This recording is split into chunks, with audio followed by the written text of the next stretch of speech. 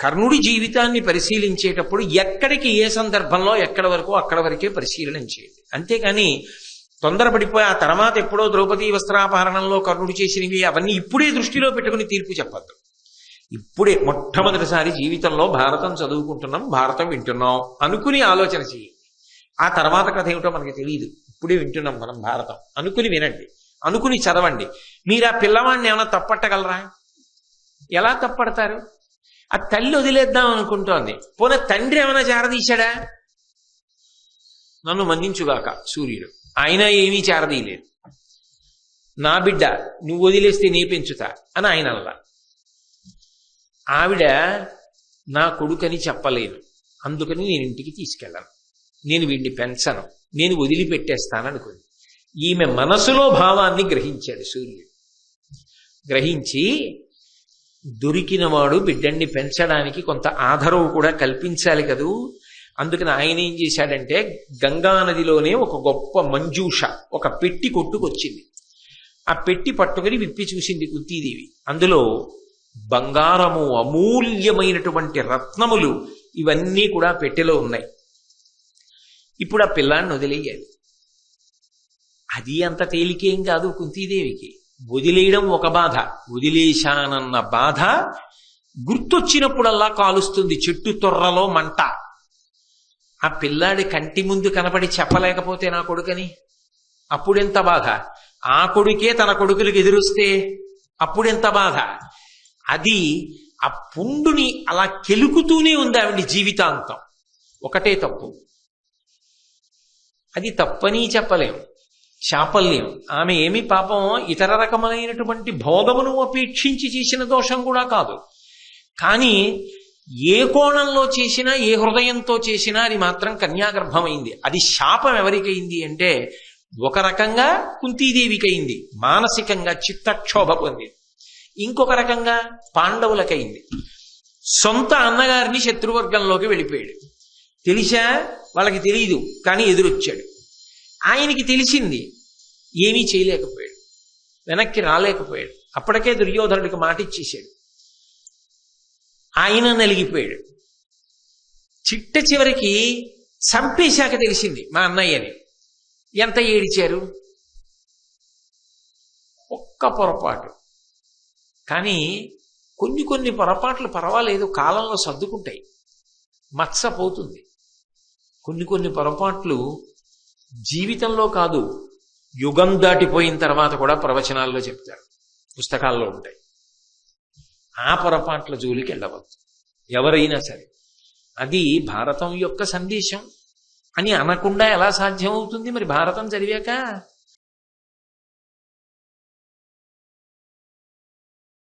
మహాభారతంలో కర్ణుని యొక్క వ్యక్తిత్వము అన్న విషయాన్ని పరిశీలన చేస్తే ఆదిపర్వంలో కర్ణుని యొక్క జననాన్ని నన్నయ్య గారు తెలియచేశారు. అందులో అంటారు, యాదవ కుల విభుడగు శూరుడను నాతడు ఆత్మతనూజలయందు పెద్దదాని అంబుజముఖి ధవళాక్షి వసుదేవు చెలియలి పృథా అను చెలువ ప్రీతి తన మేనయత్త నందనుడు అపుత్రకుడైన ఆ కుంతిభోజన కర్ధితోడ కూతుగానిచ్చిన కోమలియాతని ఇంట తానుండి అనేక విప్రవరులకు అతిథిజనులకు అవారితముగా తండ్రి పనుపున ఇష్టాన్న దానమునర చేయుచున్న దుర్వాసుడన్ సిద్ధమౌని వచ్చే అతిథి అయి భోజన వాంఛ చేసి. మహాభారతాన్ని ఇంత పెద్ద మలుపు తిప్పడంలో కూడా దుర్వాసో మహర్షిదే ప్రధాన పాత్ర. యథార్థమునకు కుంతీదేవి జన్మించింది ఎక్కడ అంటే శూరుడు అనబడేటటువంటి ఒక మహానుభావుడికి కుమార్తెగా జన్మించింది. ఆయన కుమారుడే వసుదేవుడు. అందుకే ఆ శూరుని యొక్క వంశంలో వచ్చినటువంటి వసుదేవుని యొక్క చెల్లెలు, అందుకే కృష్ణ పరమాత్మకి మేనత్త అయింది. అటు వసుదేవుని యొక్క కుమారుడేగా మరి కృష్ణుడు అయినప్పుడు వసుదేవుని యొక్క చెల్లెలు కుంతీదేవి కృష్ణుడికి ఏమవుతుంది? తండ్రి గారి చెల్లెలు కాబట్టి మేనత్త అవుతుంది. కాబట్టి కుంతీదేవి యొక్క మొట్టమొదటి పేరు పృథ, తండ్రి పెట్టుకున్న పేరు పృథ. అటువంటి పృథ పెరిగింది మాత్రం కన్న తండ్రి దగ్గర పెరగలేదు. ఎందుకని అంటే అపుత్రకుడు, పిల్లలు లేనటువంటి వాడైనటువంటి కుంతిభోజుడు అనబడేటటువంటి రాజుకి ఈ పిల్లని దత్తతనిచ్చాడు శూరుడు. అలా ఇచ్చినటువంటి కారణం చేత ఈ కుంతీదేవి కుంతిభోజుడి దగ్గర పెరిగింది. కన్న తండ్రి పెట్టిన పేరు పృథ. కుంతిభోజుని యొక్క కుమార్తెగా పెరిగింది కాబట్టి ఆమెకి కుంతీదేవి అని పేరు వచ్చింది. ఆమె సహజముగా సద్గుణాలకి అలవాలు. ఆమె ఏదో కపటముతో కూడుకున్న నడవడి కలిగినదో, భోగముల యందు అపేక్ష కలిగినదో అని ఆదిపర్వంలో కనపడదు. ఆమె చాలా గొప్ప వ్యక్తిత్వం ఉన్న తల్లి. నిజంగా మహాభారతంలో కుంతిని పరిశీలనం చేస్తే కుంతీదేవి పాదాలకి నమస్కారం చేయకుండా ఉండలేం. ఎంత గొప్ప వ్యక్తిత్వమైనా ఒక్కొక్కసారి జీవితంలో చేసినటువంటి ఒక పెద్ద పొరపాటు కట్టి కుడిపేస్తుంది. అది జీవితాంతం కాల్చేస్తుంది మనిషిని. అది ఎలా కాలుస్తుంది అంటే పైకి చెప్పలేరు, లోపల అనుభవంలో వదిలిపెట్టలేరు. చెట్టు పైకి ఆకుపచ్చగా నవనవలాడుతూ కనపడుతూ ఉంటుంది, కొమ్మలు చక్కగా ఊగుతూ ఉంటాయి. కానీ చెట్టు తొర్రలో మంట ఒకటి బయలుదేరి మండుతోంది. చెట్టు తొర్రలో మంట మండుతుంటే ఆ చెట్టు ఎంత బాధపడుతూ ఉంటుందో దూరంగా నిలబడి చెట్టు కొమ్మలు ఒకటే చూస్తున్న వాడికి తెలియదబ్బా ఎంత పెద్ద చెట్టు, ఎంత బాగుందో, ఎన్ని పువ్వులు, ఎన్ని కాయలు, ఎన్ని కొమ్మలో అంటాడు. కానీ నిజానికి చెట్టు అంత సంతోషంగా లేదు, ఎందుకంటే దాని తొర్రలో అగ్ని కాలుతోంది. అలా కుంతీదేవి కూడా తప్పు చేసేటటువంటి స్వభావము కలిగినది కాదు, కానీ దేవతా వ్యూహము స్పష్టము. దేవతలు అటువంటి తల్లికి గొప్ప పరీక్షనే పెట్టారని చెప్పుకోవాలి. అందుకే ఆవిడికి సహజంగా బాల్యం నుంచి వచ్చినటువంటి గొప్ప గుణం ఏమిటంటే ఓర్పు. అది చిన్న పిల్లలకి ఉండడం అన్నది చాలా కష్టం. ఒక మహారాజు గారి ఇంట్లో అతిథులు వస్తే భోజనం పెట్టడానికి ఎవరిని పంపించాలి? ఇంట్లో ఉన్న పెద్దవాళ్ళని పంపిస్తారు. కానీ ఇంటికొచ్చిన వాళ్ళందరికీ అన్నం పెట్టడానికి కుంతిభోజుడు ఎవరిని పంపించాడు అంటే కుంతీదేవిని పంపించాడు. ఎందుకని అంటే ఆ అమ్మాయి చిన్నది, ఇంకా పెళ్లి కూడా కానటువంటి పిల్ల, కుమారి అయినా ఆమె అంత ప్రేమతో వచ్చినటువంటి అతిథులందరికీ భోజనం పెట్టి తండ్రికి గౌరవ మర్యాదలు తీసుకొచ్చింది. ఆమె దగ్గరికి ఒక రోజున దుర్వాసో మహర్షి ఆతిథ్యం కోసం వచ్చాడు, అంటే కుంతిభోజుడింటికి వచ్చాడు అని. దుర్వాసో మహర్షి యొక్క ఆగ్రహం ఎలా ఉంటుందో మీరు పూర్వం చూశారు. కృష్ణ భగవానుడంతటి వాడిని ఆయన విడిచిపెట్టలేదు. పాయసం వండి తెమ్మని కొద్దిగా తిని ఒళ్ళంతా పాయసం పుయ్యమని, నువ్వు నా అరికాల దగ్గర పాయసం సరిగ్గా పుయ్యలేదు, అందుకని నీకు అరికాలు దగ్గరే బాణం తగిలి అత్యంత ప్రమాదం ఏర్పడుతుంది అని చెప్పి శాపవాక్కు విడిచిపెట్టాడు.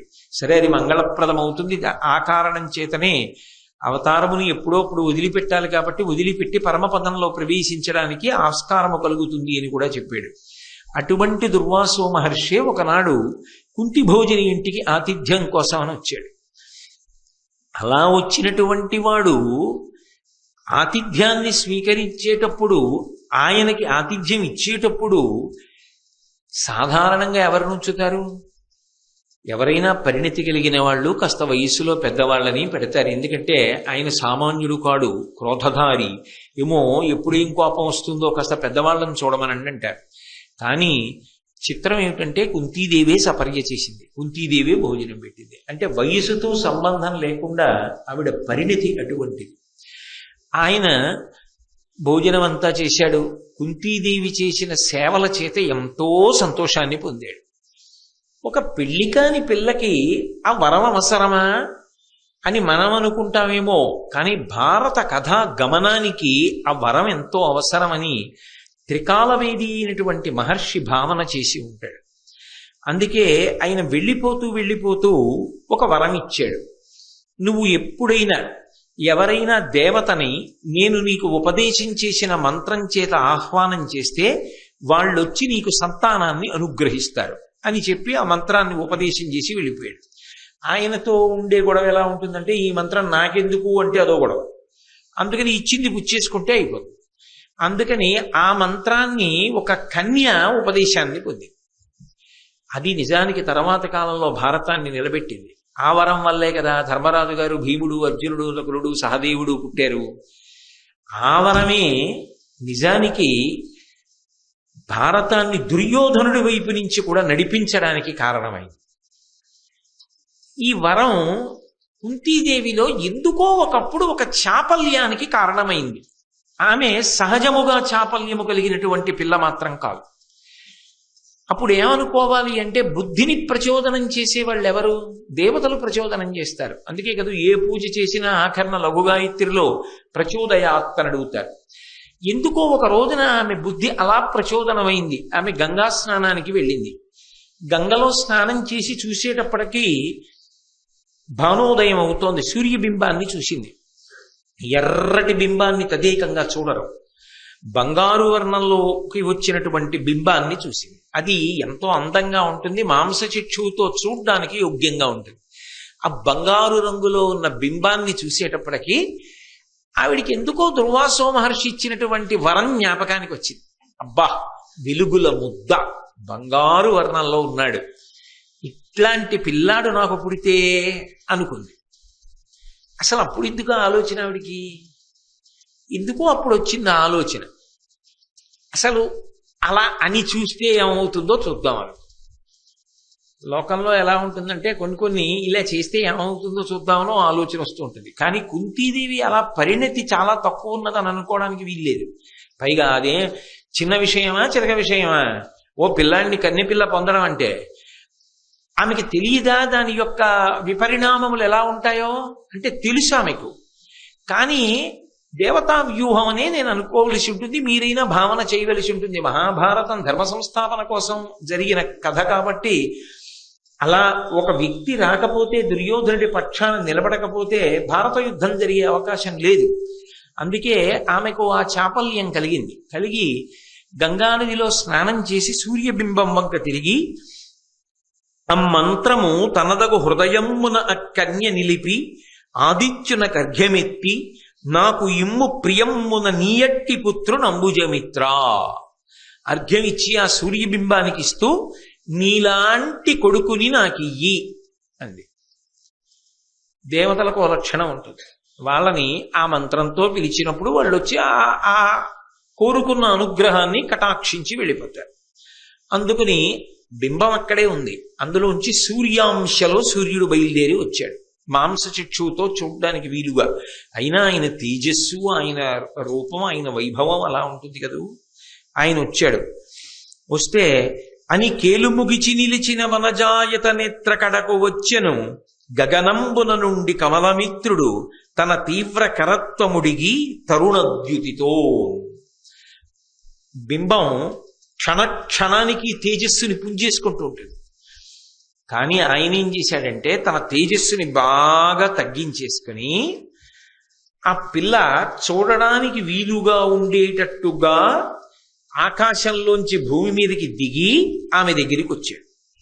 ఆమె ఎప్పటికేం చేసింది? 2 చేతులు కైమోడ్చి కళ్ళు మూసి నమస్కరించి ప్రార్థన చేసింది. కళ్ళు తెరిచేటప్పటికి ఎదురుగుండా ఉన్నాడు. ఆ మంత్ర ప్రభావం అటువంటి. కాబట్టి ఎదురుగుండా వచ్చాడు. వచ్చేటప్పటికే ఆమెకి జ్ఞాపకానికి వచ్చింది, నేనేమన్నానో అది చేయడానికి వచ్చాడు. ఇప్పుడు ఆయన ఏం చేస్తాడు? వచ్చి ఆయన లాంటి పిల్లాన్ని ఇస్తాడు. ఏం చేయాలి? ఈవిడే కన్యాగర్భం, ఉపద్రవం కదూ, ఎలా పెంచుకుంటుంది? అందుకని భయం వేసి వెంటనే అంది, నాకు వరమిచ్చి బిడ్డనివ్వాలని నువ్వు బయలుదేరి వచ్చి ఉంటావు, నాకొద్దు. ఎందుకొద్దు అంటావేమో, బ్రహ్మజ్ఞాని నాకు వరం ఇచ్చాడు. ఆ బ్రహ్మజ్ఞాని ఇచ్చినటువంటి వరం ఎలా పనిచేస్తుందో ఒకసారి పరిశీలిద్దామని అన్నానంతే. అంతకు మించి నిజంగానే ఏదో నీలాంటి కొడుకుని పొందాలని వాంఛలేదు, అందుకని నాకొద్దు. ఇలా పిలవడం నా తప్పే, అలా కదా పిలిచాను. మరి నీలాంటి కొడుకుని ఇమ్మని కదా పిలిచాను. మరి నీలాంటి కొడుకుని ఇవ్వడానికే నువ్వు వచ్చావు. వచ్చిన తర్వాత పరిహాసమా? ఇప్పుడు నీలాంటి కొడుకు నాకు అక్కర్లేదు. అదేదో అది నిజంగా మంత్రం పనిచేస్తుందో లేదో చూడటం ఏమిటి? ఆయన బ్రహ్మజ్ఞానని ఆవిడే చెప్తూ. కాబట్టి తన యందే దోషం ఉంది కదా ఇప్పుడు, అందుకని ఆవిడ ఏం చేసిందంటే నన్ను క్షమించు. పాపం ఇప్పుడు ఓ పొరపాటు జరిగిందనుకోండి, అది పొరపాటు అని అనుకుని వెంటనే త్రికరణ శుద్ధిగా నన్ను క్షమించు అది. ఇంకంతకన్నా ఆవిడ ఏం చేయగలదు? ఏది జరగకూడదో అది జరిగింది కాబట్టి నన్ను క్షమించు, క్షమించి నువ్వు బయలుదేరి వెళ్ళిపో. నువ్వు 3 మూర్తుల యొక్క సమాహార స్వరూపానివి, 3 వేదములు నీ యందు పుట్టాయి. అటువంటి భగవంతుడవు కనుక నా యందు అనుగ్రహంతో చేసిన పొరపాటు మన్నించి నాకు బిడ్డని ఇవ్వకుండా వెళ్ళిపో. ఎందుకు బిడ్డడొద్దంటున్నావు అంటావేమో, ఏను మంత్రశక్తి ఎరుగక కోరితే కన్యకిదియు కొరగాదు నాకు గర్భమైన నా తల్లిదండ్రులు చుట్టములను నన్ను చూచి నగరే. కన్న తల్లి దగ్గర కన్న తండ్రి దగ్గర లేదు, పెంపుడు తల్లి పెంపుడు తండ్రి దగ్గర ఉంది. పోని వాళ్ళు ప్రేమగానే చూస్తున్నారు, కన్న తల్లిదండ్రుల్ని మరిపించిన వాళ్ళు అని అనుకున్నా ఓ సూర్య భగవానుడా, ఇప్పుడు నువ్వు నాకు బిడ్డనిస్తే అది కన్యాగర్భం. నేనిప్పుడు ఆ పిల్లవాడిని ఎత్తుకు తిరుగుతుంటే నా తల్లిదండ్రులు ఏమంటారు, చుట్టాలు ఏమంటారు, సమాజం ఏమంటుంది, నేను ఏమని చెప్పాలి వాళ్ళందరికీ జవాబు? కాబట్టి నాకు వద్దు, దయచేసి నేను అడిగిన దానిని మన్నించి నువ్వు నాకు బిడ్డన్ని ఇవ్వకుండా క్షమించి వెళ్ళు. ఆయన అన్నాడు, అలా కుదరదు, మాకు కొన్ని నియమాలు ఉంటాయి. నువ్వు ఒక మంత్రంతో ఒక సంకల్పం చేసి పిలిచావు, నేను వచ్చాను, దర్శనమిచ్చాను. ఇచ్చిన తరువాత నువ్వు దేని కొరకు అపేక్షించి మంత్రాన్ని జపం చేసి నన్ను పిలిచావో అది నీకు నేను ఇచ్చి వెళ్ళిపోవాలి. మహాభారతం ఆది పర్వం ప్రకారం నేను ఈ మాట 1కి 2-3 మాటలు ఎందుకంటున్నానంటే, కర్ణజననం అదే మహాభారతంలో కొద్ది మార్పులతో కనపడుతుంది. మళ్ళీ ఆరణ్య పర్వంలో ఒకసారి, ఉద్యోగ పర్వంలో ఒకసారి అలా మార్పు చెంది కనపడుతుంది. అందుకని నేను ఆది పర్వం అని నొక్కి చెప్పడానికి, అలా ఎందుకు కనపడుతుంది అన్నది మళ్ళీ వేరు విశేషం. ఇప్పుడు దాని జోలికి నేను వెళ్ళదలుచుకోలేదు. ఆది పర్వం ప్రకారం అయితే సూర్య భగవానుడు అన్నాడు, సరే ఇప్పుడు నీకున్న బాధ ఏమిటి, నేను నీకు బిడ్డన్ని ఇస్తే కన్యాగర్భం అని బెంగ, కాబట్టి సద్యోగర్భంలో నీకు సంతానం ఇస్తాను, అంటే ఉత్తర క్షణం నీకు కుమారుడు జన్మిస్తాడు. దానికోసం నువ్వు గర్భధారణ చేయవలసిన అవసరం ఉండదు. వనపర్వం ప్రకారం అయితే 10 నెలలు పోసింది కర్ణుణ్ణి. కాబట్టి నీ కన్యాత్వము చెడదు. భవిష్యత్తు యందు నువ్వు వేరొకరికి ఇల్లాలి అయినప్పుడు నేను మోసగించానన్న భావన నువ్వు పొందక్కర్లేదు. నీ కన్యాత్వం చెడకుండా నీకు వరమిస్తున్నాను. సంతానమును కటాక్షించి దేవతలుగా నేను పాటించవలసిన నియమాన్ని నేను పాటిస్తాను.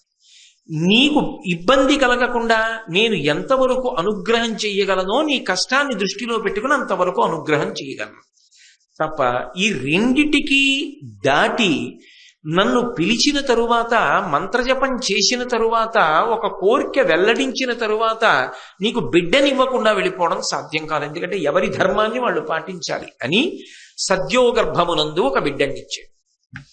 ఆమె ఆ పిల్లవాడిని చూసుకో. ఆ పిల్లవాడు సలలితమైన పుట్టుకవచంబు నిసర్గజమైన కుండలంబుల యుగళంబు నొప్పగా సుపుత్రుడు కర్ణుడు పుట్టే సూర్యమండలమొక భూతలంబున బెడంగయి దీప్తి సహస్రకంబుతో వెలుగెడునా నిజజ్యుతి సవిస్తరలీల వెలుంగుచుండగన్. నిజంగా ఇదే వివాహం అయిపోయిన తరువాత ఇలాంటి కొడుకు పుట్టుంటే భారతదేశం అంతటా ఎంత ఉత్సవం జరిగి ఉండేదో. కుంతీదేవి వంటి కొడుకుని కందే ఆ తండ్రి ఎంత ఆనందపడిపోయి ఉండేవాడో, ఇంతటి తేజోమూర్తి నాకు కొడుకుగా పుట్టాడని. ఆ పుట్టినవాడి జీవితం ఎంత భద్రమైన రీతిలో, ఎంత గొప్పగా వర్ధిల్లి ఉండేదో. ఇందులో ఎవరిది తప్పని నిర్ణయం చేయగలరు? దుర్వాసో మహర్షి వరమివ్వడం తప్పంటారా? భారతం ఎలా నడుస్తుంది? అంత పరిణితి కలిగిన పిల్ల కుంతీదేవి అడగడం తప్పంటారా? వచ్చిన సూర్య భగవానుడు ధర్మం పాటించడం తప్పంటారా? అప్పటికీ సద్యోగర్భంలో బిడ్డనిచ్చి వెళ్ళడం తప్పంటారా? అయినా తన మర్యాదని దృష్టిలో పెట్టుకుని ఆ పిల్లాన్ని ఏం చెయ్యాలో అర్థం కాక విస్తుపోవడం కుంతీదేవి ఎడల తప్పంటారా? అసలు తప్పు చెప్పడం మనకెంతవరకు సాధ్యం అవుతుంది ఆ విషయంలో? ఎవరి ఏమీ చెప్పలేనంత పెద్ద పీఠముడి, ఎవరు ఏం చేసినా కని కుంతీదేవి వదిలేసినా, కనడానికి కారణమై సూర్యుడు వెళ్ళిపోయినా దాని వలన జీవితం పాడైపోయిన వాడు మాత్రం కర్ణుడు అన్నది నిస్సందేహమైనటువంటి విషయం. అప్పుడైనా ఇప్పుడైనా ఎప్పుడైనా అంతే. అటువంటి పరమ ప్రమాదకరమైన పనులు జరగకుండుగాక. అది భారతం యొక్క తీర్పు అంతే. కాబట్టి ఆ పుట్టిన పిల్లవాడు పుట్టు కవచంబు, వాడికి పుడుతూనే కవచం ఉంది. లోకంలో కవచం కట్టుకుంటాడు ఎవడైనా, ఆయనకి పుడుతూ కవచం ఉంది. అంతేకాదు, నిసర్గజమైన కుండలంబుల యుగళంబు నొప్పగా, చెవులకి సహజమైనటువంటి కుండలములు ఉన్నాయి. దానికి తోడు సుపుత్రుడు కర్ణుడు పుట్టే. ఆయన గురించి తప్పుగా ఏం మాట్లాడాల, ఏదో కుక్కలు కూసాయి, నక్కలు కూసాయి, రక్తం వర్షం పడింది, దుశ్శకునములు ఏం చెప్పలేదు. నన్నయ్య గారు చాలా పవిత్రమైన మాట మాట్లాడారు. అతను సుపుత్రుడు కర్ణుడు పుట్టే. నిజంగా అటువంటి కొడుకు ఎవరికి పుడతాడు? ఆయన సుపుత్రుడే. పరిస్థితులు ఆయనను అలా చేసేసాయి. అనేక మలుపులు తిరిగిపోయింది ఆయన జీవితం. ఆయన చేతిలో లేకుండా తిరిగిపోయింది. ఆయన చెయ్యని పాపానికి ఆయన జీవితం అలా తిరిగింది. నిజంగా ఒక కోణంలో ఆలోచన చేస్తే, కర్ణుడి గురించి ఆలోచన చేసినప్పుడు చాలా బాధే కలుగుతుంది. అయ్యయ్యో, ఇంత పౌరుష పరాక్రమాలు, ఇంతటి శౌర్యమూర్తి, ఇంత గొప్పగా పుట్టినవాడు ఆఖరికి దుష్టయంలోకి వెళ్ళిపోయాడే. అందుకు పుట్టినవాడైతే ఎన్ని దుశ్శకునములు కనపడాలి? అవేం చెప్పలేదు కదా భారతంలో. దుర్యోధనుడు పుట్టినప్పుడు ఎలా జరిగాయో అలా జరగలేదే. చాలా అద్భుతంగా వర్ణిస్తున్నారు. ఆంధ్రీకరించినప్పుడు నన్నయ్య గారు, సుపుత్రుడు కర్ణుడు పుట్టే, సూర్యమండలం ఒక భూతలంబున బెడంగయి, సూర్యమండలం భూమి మీదకి దిగిందా అన్నట్టుగా ఉన్నాడు ఆ పిల్లాడు. దీప్తి సహస్రకంబుతో వెలుగడునా నిజద్యుతి, ఆ కాంతి అలా ఉంది పిల్లాడిది. అది అన్ని వేపులకి కొడుతోంది. అంత అందగాడు, బంగారు రంగులో మెరిసిపోతున్నాడు ఆ పిల్లాడు. సవిస్తరలీల వెలుంగుచుండగన్. ఎంత కాదన్నా, ఏది ఏమైనా ఇప్పుడు కుంతిపుత్రుడు. వాడు సామాన్యుడా? అసాధారణ పుత్రుడు, సుపుత్రుడు, మొదటి కొడుకు ఆమె. అంతటి మహాతల్లి యొక్క పెద్ద కొడుకు. ఇప్పుడు ఆమె పిల్లవాడిని 2 చేతులతో పట్టుకుంది. సాధారణంగా రాజవంశాలలో కొడుకుడితే చాలని బాధపడుతుంటారు, ఎందుకంటే ఆ రాజ్యానికి వారసుడు కావాలని. అందున సుపుత్రుడు పుట్టుకతో ఇంతటి తేజోమూర్తి పుడితే ఎంత ఆనందపడిపోయి ఉత్సవం చేయాలి. కన్న తండ్రికి తెలియదు, పెంపుడు తండ్రికి తెలియదు. కన్న తల్లి మరిచిపోవడానికి ప్రయత్నించింది. అన్నీ తెలిసిన సూర్యుడు ఏమీ మాట్లాడలేదు. పుట్టిన పిల్లాడు గంగపాలయ్యాడు. ఏం ఆశ్చర్యం! ఏ దోషానికి అంటే 10 మాటలు నేను ఉచ్చరించక్కర్లేదు. అందరూ బానే ఉన్నారు. ఒక రకంగా ఆలోచించండి.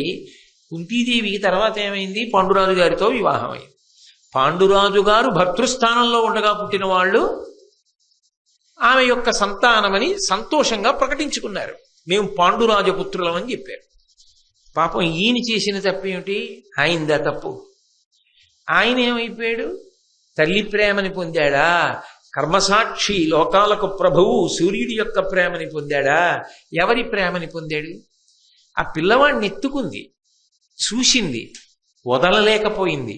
కానీ అన్నిటికన్నా దేనికి భయపడిపోయిందంటే, సమాజములో తనకొచ్చేటటువంటి పేరు గురించి, అపకీర్తి గురించి భయపడిపోయింది. ఆమె భయపడిపోయి మనసులో నిశ్చయం చేసుకుంది, ఈ పిల్లవాణ్ణి నేను పెంచను. అంటే దాని ఉద్దేశ్యం, ఈ బిడ్డడు నా కొడుకని నేను చెప్పను. ఆ పిల్లవాడిది తప్పని మీరు అనగలరా? సాధ్యమా? ఎవరికైనా సాధ్యమా? అది ఆ పసిబిడ్డడి తప్ప? వాడు ఏం దోషం చేశాడని? వాడు ఎంత వృద్ధి, అఖండ భూమండలాన్ని ఏలగలిగినటువంటి సార్వభౌముడు. అంటే ముందే ఏదో తీర్పు చెప్పకండి. కర్ణుడి జీవితాన్ని పరిశీలించేటప్పుడు ఎక్కడికి, ఏ సందర్భంలో, ఎక్కడి వరకు అక్కడ వరకే పరిశీలన చేయండి. అంతేకాని తొందరపడిపోయి ఆ తర్వాత ఎప్పుడో ద్రౌపదీ వస్త్రాపహరణంలో కర్ణుడు చేసినవి అవన్నీ ఇప్పుడే దృష్టిలో పెట్టుకుని తీర్పు చెప్పద్దు. ఇప్పుడే మొట్టమొదటిసారి జీవితంలో భారతం చదువుకుంటున్నాం, భారతం వింటున్నాం అనుకుని ఆలోచన చేయండి. ఆ తర్వాత కథ ఏమిటో మనకి తెలియదు, ఇప్పుడే వింటున్నాం మనం భారతం అనుకుని వినండి, అనుకుని చదవండి. మీరు ఆ పిల్లవాడిని ఏమైనా తప్పట్టగలరా? ఎలా తప్పడతారు? ఆ తల్లి వదిలేద్దాం అనుకుంటోంది, పోనీ తండ్రి ఏమైనా చేరదీశాడా? నన్ను మన్నించుగాక సూర్యుడు, ఆయన ఏమీ చేరదీయలేదు. నా బిడ్డ నువ్వు వదిలేస్తే నీ పెంచుతా అని ఆయన అలా. ఆవిడ నా కొడుకని చెప్పలేను, అందుకని నేను ఇంటికి తీసుకెళ్ళను, నేను వీడిని పెంచను, నేను వదిలిపెట్టేస్తాననుకుంది. ఈమె మనసులో భావాన్ని గ్రహించాడు సూర్యుడు. గ్రహించి దొరికినవాడు బిడ్డన్ని పెంచడానికి కొంత ఆధారం కూడా కల్పించాలి కదూ. అందుకని ఆయన ఏం చేశాడంటే గంగా నదిలోనే ఒక గొప్ప మంజూష, ఒక పెట్టి కొట్టుకొచ్చింది. ఆ పెట్టి పట్టుకుని విప్పి చూసింది కుంతీదేవి. అందులో బంగారము, అమూల్యమైనటువంటి రత్నములు ఇవన్నీ కూడా పెట్టెలో ఉన్నాయి. ఇప్పుడు ఆ పిల్లాన్ని వదిలేయాలి. అది అంత తేలికేం కాదు కుంతీదేవికి. వదిలేయడం ఒక బాధ, వదిలేశానన్న బాధ గుర్తొచ్చినప్పుడల్లా కాలుస్తుంది చెట్టు తొర్రలో మంట. ఆ పిల్లాడి కంటి ముందు కనపడి చెప్పలేకపోతే నా కొడుకని అప్పుడెంత బాధ. ఆ కొడుకే తన కొడుకులకు ఎదురొస్తే అప్పుడెంత బాధ. అది ఆ పుండుని అలా కెలుకుతూనే ఉంది ఆవిడ జీవితాంతం. ఒకటే తప్పు, అది తప్పని చెప్పలేం, చాపల్యం. ఆమె ఏమి పాపం ఇతర రకమైనటువంటి భోగమును అపేక్షించి చేసిన దోషం కూడా కాదు. కానీ ఏ కోణంలో చేసినా, ఏ హృదయంతో చేసినా అది మాత్రం కన్యాగర్భమైంది. అది శాపం ఎవరికైంది అంటే ఒక రకంగా కుంతీదేవికి అయింది, మానసికంగా చిత్తక్షోభ పొందింది. ఇంకొక రకంగా పాండవులకైంది. సొంత అన్నగారిని శత్రువర్గంలోకి వెళ్ళిపోయాడు. తెలిసా? వాళ్ళకి తెలియదు, కానీ ఎదురొచ్చాడు. ఆయనకి తెలిసింది, ఏమీ చేయలేకపోయాడు, వెనక్కి రాలేకపోయాడు. అప్పటికే దుర్యోధనుడికి మాట ఇచ్చేశాడు. ఆయన నలిగిపోయాడు. చిట్ట చివరికి చంపేశాక తెలిసింది మా అన్నయ్యని. ఎంత ఏడిచారు, ఒక్క పొరపాటు. కానీ కొన్ని పొరపాట్లు పర్వాలేదు, కాలంలో సర్దుకుంటాయి, మచ్చ పోతుంది. కొన్ని పొరపాట్లు జీవితంలో కాదు, యుగం దాటిపోయిన తర్వాత కూడా ప్రవచనాల్లో చెప్తారు, పుస్తకాల్లో ఉంటాయి. ఆ పొరపాట్ల జోలికి వెళ్ళవద్దు ఎవరైనా సరే. అది భారతం యొక్క సందేశం అని అనకుండా ఎలా సాధ్యమవుతుంది మరి భారతం చదివాక? కాబట్టి అప్పుడు ఏడిచింది ఆ పిల్లాడిని ఎత్తుకొని. ఏల అమ్ముని నాకు ఇచ్చే ఈ మంత్రము, ఈ మంత్రశక్తియే నెరుగంగ వేడి, ఏల పుత్రకు గోరి ఎంతయు భక్తి నిన్ను తలంచితి ప్రీతి, ఇనుడును నాకు ఏల సద్యోగర్భమిచ్చే, కుమారుడేల అప్పుడు ఉదయించే, ఇంకెట్లు ఈ లోక పరివాదమే నుడిగింతు, ఇంతకు ఇంతయు ఎరుగరే జనులు. అసలు వచ్చిన వాళ్ళందరికీ నేను భోజనం పెట్టడం ఏమిటి? ఎక్కడో సూర్యుడికి కూతురుగా పుడితే కుంతి భోజుడికి దత్తత ఇవ్వడం ఏమిటి? దుర్వాసో మహర్షి రావడం ఏమిటి? సంతోషించడం ఏమిటి? కన్యకి తీసుకొచ్చి ఇటువంటి వరం ఇవ్వడం ఏమిటి? నాకేమో ఒకసారి పరీక్షిద్దామని చాపల్యం పుట్టడం ఏమిటి? సూర్యుడొచ్చి కుదరదు కొడుకునిస్తానని సద్యోగర్భంలో కొడుకునివ్వడం ఏమిటి? వీడింత మహనీయమూర్తి ఏమిటి? వీణ్ణి తీసుకెడదామంటే లోకనింద. ఆ తర్వాత తన జీవితం ఎలా, పెళ్ళెలా అవుతుంది? అవనప్పుడు ఇంట్లో తల్లిదండ్రులు ఏమైపోతారు? ఇలాంటి పిల్లని పెంచుకున్నామని వీళ్ళంటారు, ఈ పిల్ల పుట్టిందని వాళ్ళంటారు. లోకానికి అనడం చాలా తేలిక. ఎవరు ఎందుకు చేశారని ఆదరించి పలకరించి విచారించే వాళ్ళు ఎక్కడుంటారు లోకంలో? పొరపాటు దిద్దడానికి వాడికన్నా అవతలవాడి పొరపాటుని ఎత్తి చాటి 10 మందికి చాటింపు వేయడంలో సంతోషం ఎక్కువ ఉన్న వాళ్ళే ఉంటారు నాబోటిగాళ్ళు. కాబట్టి ఇంత వగచింది, ఏం చెయ్యాలో అర్థం కాలేదు. ఈ బాలుని ఎత్తుకుని ఇంటికి జన్న, నన్నున్న బంధులందరూ మనంబుననేమనారే, ఎట్లీ బాలసూర్యని భునిట్టుల డించి పోవంగా బుద్ధి పుట్టునని కన్య మనంబులోనన్. కుంత్యం లేదు కన్య. వీణ్ణ వదలలేకపోతున్నాను, వీణ్ణి ఎత్తుకుని నేను గాని ఇంటికి వెళ్ళానా ఎవరి పిల్లాడు అని అడుగుతారు కదా. పోనీ ఎవరో లేదు అని వదిలేసేలా లేడు. ఎవరు చూసినా అబ్బా ఎంత బాగున్నాడో అని కళ్ళు పిల్లాడి వైపు వెళ్ళేటట్టున్నాడు. అప్పుడు నేనేం చెప్పాలి? నేను చెప్పలేను కాబట్టి నాకు వద్దు. అపూర్వమైన కానుక ఆమె పొంది వదిలేసుకుంది. గంగలో వదిలేయాలని సంకల్పం చేయగానే సూర్య భగవానుడు మంజూషని పంపించాడు. ఆ బంగారము రత్నములు అన్నీ ఉన్న పెట్టెలో పిల్లవాడిని పెట్టేసి మంచి ఒరవడిలో వెళ్ళిపోతున్నటువంటి గంగ ప్రవాహంలో ఆఖరికి తన పాశాన్ని తెంపేసుకుని పెట్టి వదిలేసింది. అంతే, వేగంగా పెట్టి వెళ్ళిపోయింది. ఆమె బాధపడుతూ వెనక్కి తిరిగి అంతఃపురానికి వెళ్ళిపోయింది. అది మరిచిపోవాలని చాలా ప్రయత్నం చేసింది. మరిచిపోయింది. ఆమె ఎందు కన్యాత్మనకు భంగం లేకుండా సూర్య భగవానుడు వరం ఇచ్చాడు కాబట్టి తర్వాత పాండురాజు గారికి భార్య అయింది. ఆమె సంతోషంలో ఉంది. అదంతా మీరు మహాభారతంలో కుంతి అన్న విషయంలో విన్నారు. ఇప్పుడు మనకి ప్రధానుడు ఎవరు అంటే కర్ణుడి గురించి పరిశీలన చేయడం. ఇంకా ఎప్పుడైనా ఆవిడికి జ్ఞాపకం వస్తే ఏమో వదిలిపెట్టేశాను, ఆ పిల్లవాడు ఎక్కడున్నాడు అని అనుకుంటుంది. కానీ ఆమె ఇప్పుడు జీవితంలో పొందిన సంతోషం ఆమె పొందినటువంటి కష్టాన్ని కప్పేసింది. అందుకని ఆమె మరిచిపోయింది. కానీ ఆ పిల్లవాడు మళ్ళీ ఎప్పుడైనా కనపడ్డం జరిగిందనుకోండి, ఒకవేళ ఇన్నేళ్ల తర్వాత అయినా, కుంతీదేవి ఈ పిల్లవాడు నా పిల్లవాడే అని గుర్తుపట్టగలదా? ఖచ్చితంగా గుర్తుపడుతుంది. ఎందుకు గుర్తుపడుతుందో తెలుసా? సహజ కవచకుండలాగా సూర్యుని యొక్క దీప్తి, బంగారు రంగు, అంత అందగాడు, అంత గొప్ప ఆ శరీరం, అంత ఎత్తు, ఆయన ఏ సామాన్యుడు కాడు.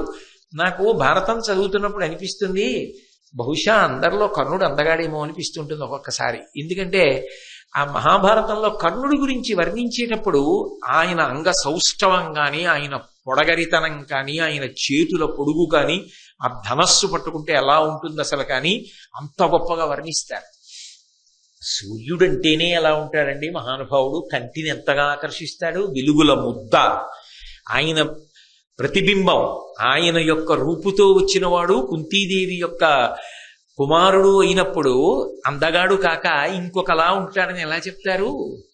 సహజ కవచ కుండలాలతో అటువంటి పిల్లవాడు ఎప్పుడైనా ఎక్కడైనా కనపడ్డాడనుకోండి, కుంతి మనసు దహించుకుపోదు. వాడా వృద్ధిలోకి వచ్చింత వాడయ్యాడని, వాడు అందులో ఒకవేళ ఏ కారణం చేతనైనా కనపడినప్పుడు అసామాన్యుడిగా కనపడ్డాడనుకోండి, త్వరలో మంట ఏమవుతుంది? భగ్గున పైకి లేస్తుంది. వాడు నా బిడ్డడే అని ఎప్పటికీ చెప్పలేదు. కాబట్టి ఇంత వృద్ధిలోకి వచ్చినా వాడిని చెప్పలేకపోతున్నాను, వాడు ఏమైపోతున్నాడో అన్న బాధ కొద్దిగా ఉండిపోతుంది కదా. అక్కడతో వదిలేశారు. ఆ పిల్లాడు అలా పెరగాలి. ఎక్కడ పెరిగాడు అంటే అది మాత్రం చెప్పారు. ఆ పెట్టెలో పెట్టబడినటువంటి పిల్లవాడు పెట్టెతో సహా గంగా ప్రవాహంలో వెళ్ళిపోయాడు. వెళ్ళిపోయినప్పుడు ఒక సూతుడు అంటే రథసారథికి దొరికాడు. ఆయన ఆ పెట్టెని ఇంటికి తీసుకెళ్ళి ఆయన భార్య రాధ అన్న ఆవిడికి ఇచ్చాడు. అసలు ఆయన కుంతీదేవి యొక్క కుమారుడు. ఎలా? గుప్తంగా కుంతీ కుమారుడు, ప్రకటనంగా రాధా కుమారుడు, రాధేయుడు. ఎందుకని? ఎవరికి పెట్టె దొరికిందో ఆయన భార్య పేరు రాధ. ఆమె ఎంత అదృష్టవంతురాలో మహాతల్లి, ఎంత సౌశీల్యవతో.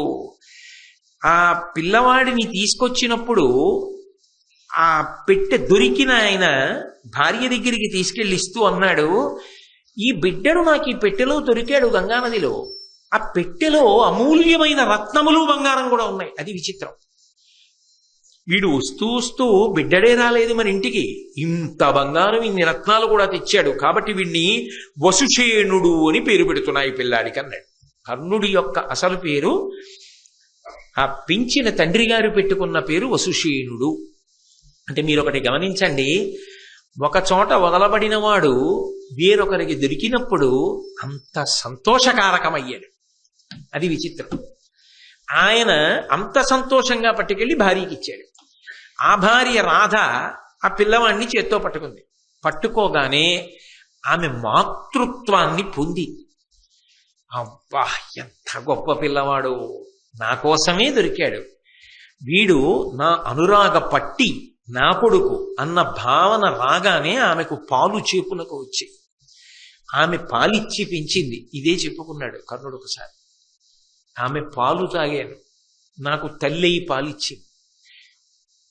ఆమె కుమారుడిగా లోకంలో పేరు పొందాను. ఇప్పుడు కాదు కుంతీ కుమారుణ్ణని చెప్పుకొనా?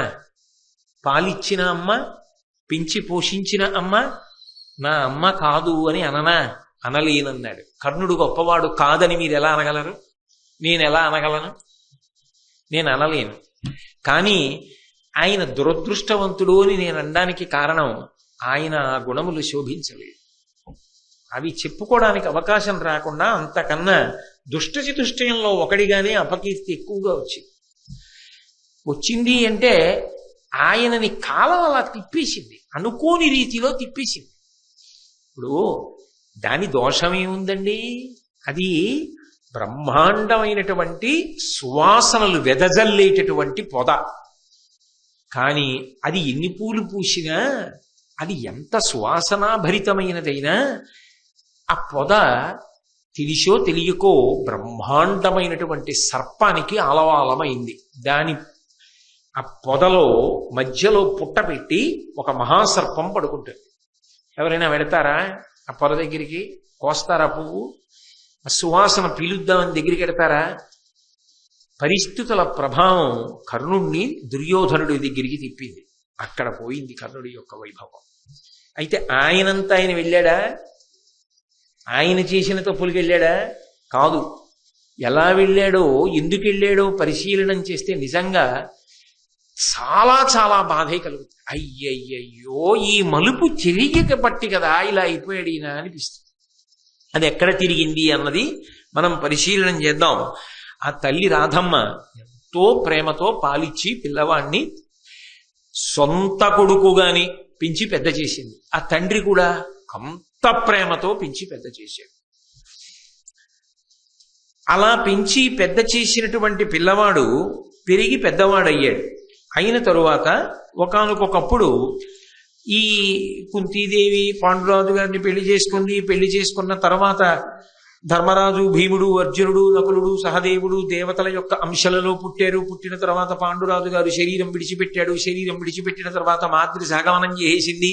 ఈ పిల్లల్ని నేను ఎక్కడ పెంచగలనని చెప్పి అక్కడ ఉన్నటువంటి బ్రాహ్మణులందరినీ కూడా తీసుకుని ఆవిడ బయలుదేరి ఆ ఋషులందరితో కలిసి హస్తినాపురానికి వచ్చింది. అప్పుడు ధృతరాష్ట్ర మహారాజు స్వాగతం పలికాడు. ఆమె అంతఃపురంలోకి ప్రవేశించింది. వీళ్ళు దేవతాంశలలో వచ్చినటువంటి పిల్లలు పాండురాజు గారు కోరి కన్నవాడే కాబట్టి పాండురాజు యొక్క కుమారుడుగానే లోకములో ధార్మికంగా భావింపబడ్డారు. వాళ్ళందరూ కూడా పాండుతనూజులు అన్న పేరుతో పెరిగి పెద్దవారవుతున్నారు. సహజంగా దేవతాంశలలో వచ్చిన వారు కాబట్టి క్రమశిక్షణతో గురువుల పట్ల, పెద్దల పట్ల అకుంఠితమైనటువంటి గౌరవంతో వాళ్ళకి సేవ చేస్తూ వృద్ధిలోకి వచ్చారు. అదే సమయంలో పుట్టుకతోనే అధర్మాత్ముడు, పుట్టుకతోనే మాత్సర్య బుద్ధి కలిగినవాడు, పాండవులను ఎలా పాడు చెయ్యాలనేటటువంటి కోరిక తనంత తానుగా మొదటి నుంచి ఉన్నవాడు. పరిస్థితుల ప్రభావం వల్ల అన్న మాట దుర్యోధనుడికి అన్వయం అవ్వదు. ఆయనకి పుట్టుకతో వాళ్ళెప్పుడూ సోదర భావనతోనే ఉన్నా ఆయన అలా అంగీకరించలేడు పాండవుల్ని. అందుకని ఎలా పాండవుల్ని పాడు చేసేయాలనేటటువంటి భావన పరిపూర్ణముగా ఉన్నవాడు దుర్యోధనుడు. అయినా వాళ్ళ ధర్మం వాళ్ళని రక్షిస్తూ వచ్చింది పాండవుల్ని. అందుకే విషాన్నం పెట్టించాడు, పాములతో కరిపించాడు, నీళ్లలో తోయించాడు, లక్క ఇంట్లో పెట్టి కాల్పించాడు, ఇన్ని చేయించాడు కదూ. ఆ పిల్లలు పాండవులు పెరిగి పెద్దవాళ్ళు అవుతున్నారు. ఒకప్పుడు కృపాచార్యుల వారు పాఠం చెప్పారు వాళ్ళకి.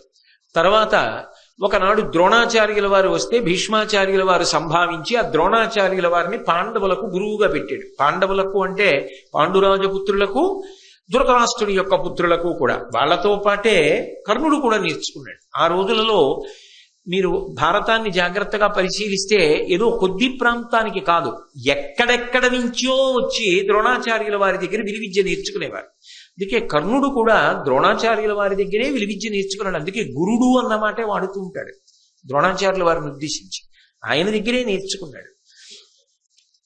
దుర్యోధనాదులతో కలిసి తిరుగుతూ ఉండేవాడు. అయితే ఒకానొక సందర్భంలో వీళ్ళందరూ కూడా సభాప్రవేశం చేశారు.